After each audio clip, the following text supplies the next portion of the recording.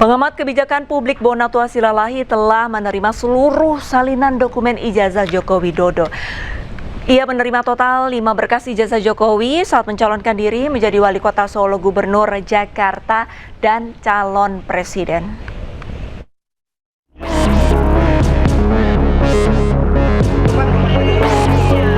Bonatua Silalahi telah menerima salinan lengkap ijazah Presiden ke-7 Joko Widodo. Salinan tanpa sensor ini diterima oleh Bonatua dari KPU Kota Surakarta, KPU Provinsi Jakarta, dan KPU Pusat. Terakhir, Bonatua menerima 2 salinan ijazah Jokowi dari KPU Kota Surakarta saat Jokowi menjadi wali kota Solo pada tahun 2005 dan 2010. Sebelumnya, Bonatua juga telah menerima 1 salinan ijazah Jokowi dari KPU Provinsi Jakarta saat Jokowi jadi gubernur, dan 2 salinan ijazah Jokowi dari KPU Pusat saat mengikuti Pilpres 2014 dan 2019. Dengan demikian, total berkas ijazah Jokowi yang diterima Bonatua ada 5 dan seluruhnya tanpa sensor. Dibukanya akses terhadap ijazah Joko Widodo ini setelah Komisi Informasi Pusat mengabulkan permohonan Bonatua yang menyatakan ijazah Jokowi bisa diakses oleh publik. Dari Jakarta, Tim Liputan iNews melaporkan.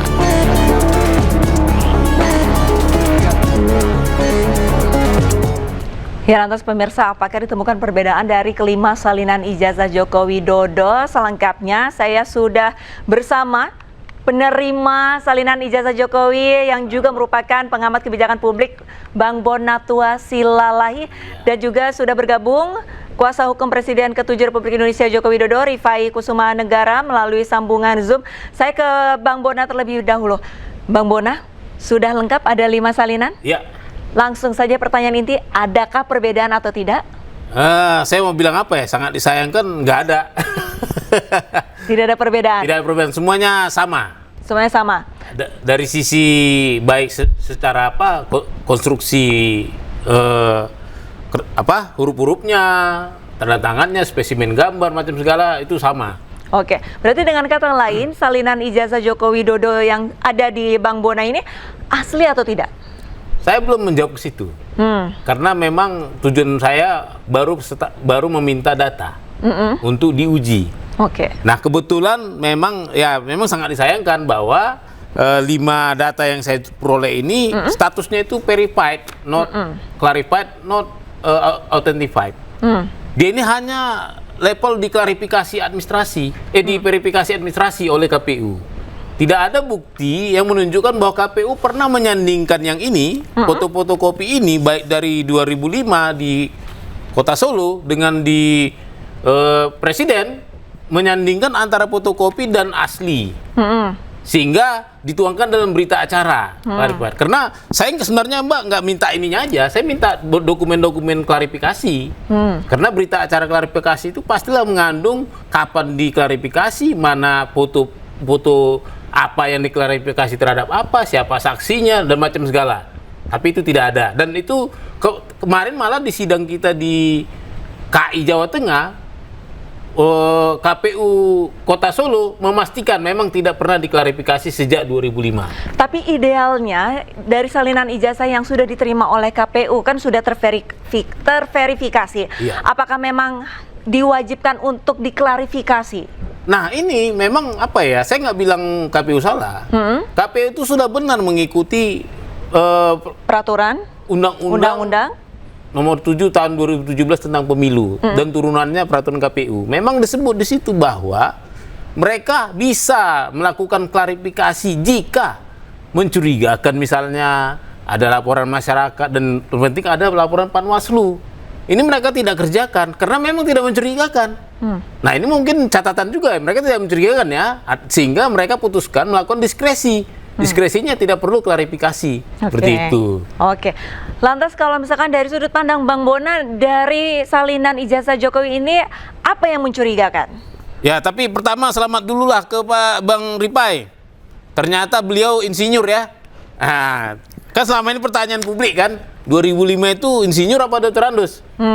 Terbukti beliau itu secara verifikasi KPU, beliau adalah insinyur. Ya kan?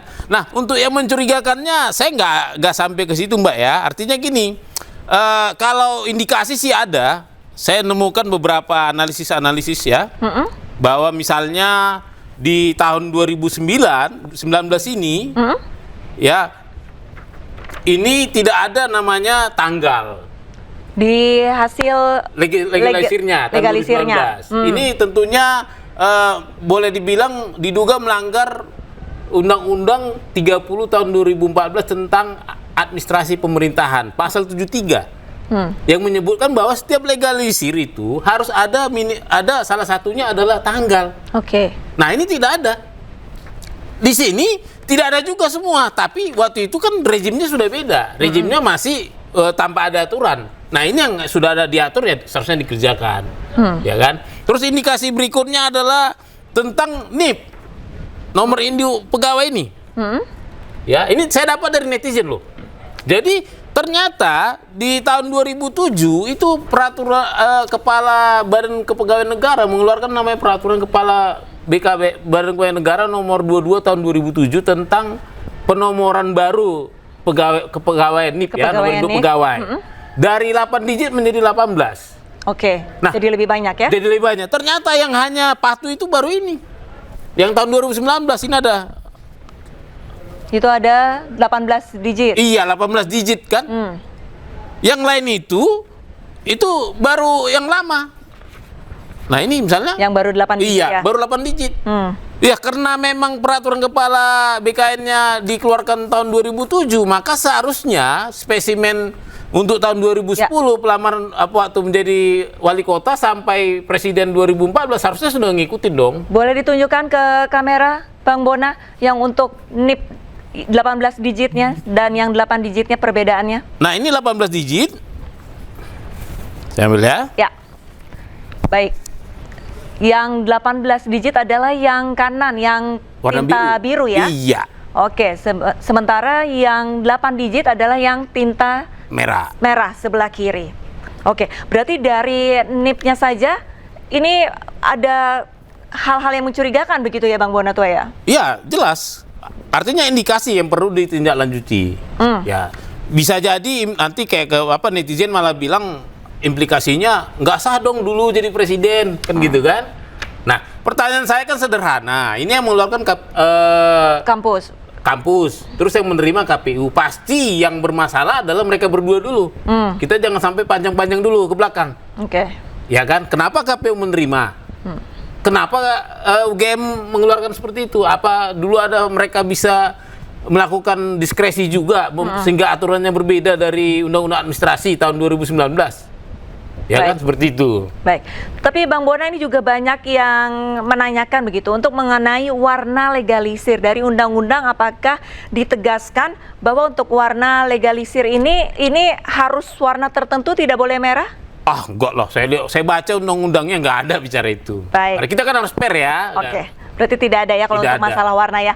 Sudah ada Bang Rifai. Bang Rifai, tanggapannya Bang Rifai, menurut Bang Bona, ini salinan ijazah yang diterima KPU sudah terverifikasi tapi belum diklarifikasi, bagaimana?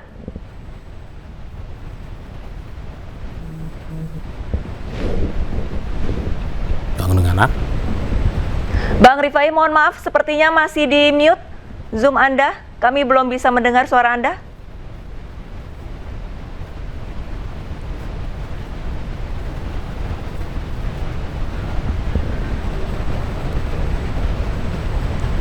Baik, audionya masih belum terdengar, Bang Rifai. Baik, masih ada kendala teknis. Baik, Bang Bona, padahal sebelumnya ini sempat diramaikan begitu oleh Bang Roy Suryo CS mengenai tinta. Makanya tadi saya sempat bertanya kepada Bang Bona bahwa tinta warna merah itu hanya untuk hal-hal yang rahasia, tidak diperbolehkan untuk menjadi cap legalisir. Tapi kalau di undang-undang itu tidak dijelaskan seperti itu ya? Sepanjang yang saya tahu bahwa satu-satunya peraturan perundang-undangan yang mengatur masalah legalis ini adalah undang-undang tadi. Oke. nggak tahu saya apakah dia turunannya di departemen apa, bisa beda ya. Kan bisa aja normanya berkata di pasal 73, tapi diturunkan oleh misalnya kayak katanya rahasia merah kan. Bisa aja misalnya di BIN buat peraturan tersendiri supaya ngelihat skala prioritas warna. Atau tapi menurut saya ya nggak mungkin lah kampus membuat seperti itu. Nggak ada apa yang dirahasiakan, orang tinggal-tinggal lagi saja seperti itu. Oke. Berbicara rahasia ini kan salinan ijazahnya sudah untuk publik begitu ya, untuk terbuka. Dan Bang Bonatua juga sudah menerima kelima salinan dari 3 KPU begitu. Langkah selanjutnya apa, Bang Bona? Jadi ini baru awal sebenarnya. Artinya kelima-lima ini saya belum bisa proses untuk menjadi bahan penelitian yang terklarifikasi. Karena kan rencananya saya mau membuat ini di jurnal yang terindeks ya. Internasional. Artinya peer review saya akan nanya, ini data ini sudah diuji belum? Saya terus terang bilang ini tidak akan teruji. Nggak lolos uji, tapi untuk level-level publikasi buku bisa lah. Baik, tahan dulu Bang Bona. Sudah ada Bang Rifai. Bang Rifai, tanggapannya Bang Rifai untuk salinan ijazah Presiden Joko Widodo ini katanya terverifikasi tapi belum diklarifikasi, seperti apa? Ya, pertama selamat sore dan selamat untuk Bang Bonatua ya, sudah menuntaskan perjuangannya untuk mendapatkan data-data dari lembaga publik. Dan dari awal memang kami dari Pak Jokowi juga memberikan kesempatan kepada Bang Bonatua untuk upayaan itu, karena di satu sisi juga kami kan tidak mungkin ikut campur terkait data-data yang sudah ada di lembaga-lembaga KPU. Di sisi lain pada saat beliau memperjuangkan pun juga kami tidak menghambat, tidak melakukan upaya hukum intervensi, karena kami tahu itu dokumen milik publik. Dan tadi dari hasilnya kami cukup senang, Bang Bonatua juga sudah menyatakan bahwa 5 salinan legalisir yang didapatkan dari 5 KPU maupun KPUD itu semuanya identik dari segi substansi ya. Sama-sama dikeluarkan oleh Rektor UGM, ditandatangani Dekan Fakultas Kehutanan, namanya Joko Widodo, NIM-nya sama, tanda tangannya sama, semuanya juga semua ada materai. Berarti tidak ada salinan ijazah yang dicurigai selama ini seolah-olah menggunakan titel sarjana Dr. Andes begitu ya. Artinya kesamaan data ini juga sama dengan yang beredar di Dian Sandi maupun juga yang ada di Polda Metro Jaya yang sudah disita dan sama-sama kita saksikan. Tidak ada 2 versi, hanya 1 versi. Tinggal nanti dilihat apakah keaslian ini bisa diperoleh dengan cara menguji fisik asli dari ijazah atau dari kopi atau salinan yang memang itu persoalan lain dan bukan dalam penelitian Bang Bonatua. Tapi yang menarik di sini adalah pertama, dengan identiknya seluruh legalisir ini, maka pertama terbukti Pak Jokowi selalu melengkapi persyaratan administrasi saat mengikuti pilkada maupun pilpres. Ya, beliau selalu mengikuti ketentuan termasuk menyerahkan ijazah yang dilegalisir. Kedua, yang menarik juga bahwa ternyata ijazah Pak Jokowi ini sudah berkali-kali dilegalisir oleh pihak UGM. Bahkan sampai 5 kali ya dari data yang diterima oleh Bang Bonatua. Artinya berkali-kali juga UGM sudah melihat ijazahnya dan melakukan pengesahan. Dan karenanya tentunya ijazah ini boleh dapat kita katakan sebelum melalui putusan pengadilan ya, itu sah dan identik. Nah, terkait dengan persoalan-persoalan yang ada di legalisir yang tanpa tanda tangan, ya kembali lagi sebenarnya ini harusnya yang menjawab pihak UGM ya, kami tidak bisa menjawab. Sekalipun di TV lain kemarin sempat diskusi juga, ternyata Bang Roy Suryo sendiri saat memperoleh legalisir dari UGM sama-sama juga tanpa tanggal ya. Apakah ini memang model pelayanannya UGM, saya nggak berani mengomentari lah ya. Tapi di sisi lain legalisir ini juga tetap sah, artinya bukan dipalsukan ya, tapi memang selama ini pelayanannya tanpa tanda tangan. Nah, soal NIP dan segala macamnya menurut saya itu persoalan administrasi, saya juga nggak bisa mengomentari, biarlah pihak UGM yang menjelaskan. Tapi kan kembali lagi, hari ini kan kita sedang mencari kebenaran material ya dalam konteks pidana. Jadi kebenaran material itu kebenaran yang sebenarnya, bukan mempersoalkan soal formalitas terkait dengan tanggal legalisir dan segala macam. Itu persoalan formalitas. Oke lah, itu dianggap masih persoalan administrasi ya. Tapi kembali lagi yang kita sedang fokus hari ini adalah soal kebenaran material, di mana ternyata dari penelitian Bang Bonatua secara substansi tidak ada perbedaan atau dapat dikatakan identik dari seluruh salinan yang ada. Nah, tinggal ke depan kita lebih fokus lagi untuk melihat untuk mengetahui keaslian ijazah ini apakah didapatkan dari hasil laboratorium forensik ya atau memang bisa dilakukan kajian melalui dokumen digital. Demikian mungkin sementara. Baik, Bang Rifai, berarti untuk substansi material dari salinan ijazah Joko Widodo kelimanya bisa dikatakan sama begitu ya, identik. Lantas yang menjadi kecurigaan teman-teman di sini adalah dari tanggal, tanda tangan, logo hingga NIP. Nah, dari kecurigaan tersebut bisa dikatakan sebenarnya hanya formalitas administrasi yang kurang sempurna begitu? Ya, jadi pertama itu kan harus ditanyakan kepada UGM. Nomor satu harusnya begitu ya. Apakah benar legalisir ini dikeluarkan oleh UGM atau tidak, itu dulu. Kalau ternyata tidak dikeluarkan, wah ini persoalan pidana. Kan begitu kan. Tapi kalau dikeluarkan betul oleh mereka, monggo didalami. Kenapa sih selama ini tidak pakai tidak pakai tanggal gitu kan? Nanti biar mereka yang menjawab. Ya, lalu kedua, kenapa kok ada NIP yang sudah berubah, diperbaharui, ada NIP yang masih lama? Biar juga kan mereka yang akan menjawab. Kalau itu kan memang kami juga tidak bisa menjawab terlalu jauh ya. Sekalipun memang kalau dalam kacamata kami, sekalipun itu juga berbeda dengan undang-undang administrasi pemerintahan, tapi ada sebuah asas tata usaha negara ya, asas persepsio justi causa. Artinya kalaupun ada kekeliruan administrasi bukan berarti dengan sendirinya itu pasti tidak sah legalisirnya.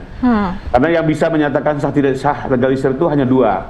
Apa secara hukum tata usaha negara ya. Pertama adalah yang menerbitkan legalisir atau pengadilan. Jadi untuk hari ini kita terlalu dini lah bilang itu sah tidak sah, bahwa ada beberapa catatan, monggo didalami. Saya juga lebih senang misalnya Bang Bonatua mendatangi UGM menanyakan apakah ini benar legalisir kalian terbitkan, kan begitu, agar publik juga bisa lebih clear melihat persoalan ini. Tapi intinya adalah kami mendukung apa yang dilakukan Bang Bonatua. Kita mencari kebenaran di sini ya. Tentunya dengan tetap objektif, menjaga juga aturan-aturan main dalam penelitian. Baik, tanggapannya terakhir Bang Bonatua mengenai tanggapan tadi dari Bang Rifai seperti apa? Berarti diserahkan ke pihak UGM dan juga pengadilan, bagaimana? Ya benar, setuju. Saya juga akan bersurat ke UGM ya, karena gimana pun penelitian yang baik adalah mendengarkan berbagai perspektif. Nah, saya tidak ingin penjelasan ini berhenti di tengah jalan. Artinya ada justifikasi mengapa UGM mengeluarkan itu. Bisa saja mungkin mereka punya peraturan sendiri. Tinggal masalah kita uji apakah mereka berhak mengeluarkan peraturan yang beda dari undang-undang yang ada. Seperti itu. Memang untuk terkait Bang Roy ya, yang kemarin dia sempat juga klarifikasi bahwa yang dia fotokopi legalisirnya itu memang di bawah tahun 2014. 2014, di bawah 2014 iya, ya? Jadi memang undang-undang itu tidak berlaku surut kan? Karena Undang-Undang Nomor 30 tahun 2014 itu diundang-undangkan itu diundangkan Oktober 2014. Nah, seperti itu, Mbak. Baik. Tanggapannya terakhir Bang Rifai mengenai salinan nih sudah diterima oleh Bang Bonatua dan nantinya akan diuji bagaimana? Ya, kalau kami kan kembali lagi, yang tanggung jawab kami adalah substansi dari fotokopi ya, isinya. Karena itu yang menyerahkan pasti Pak Jokowi ya.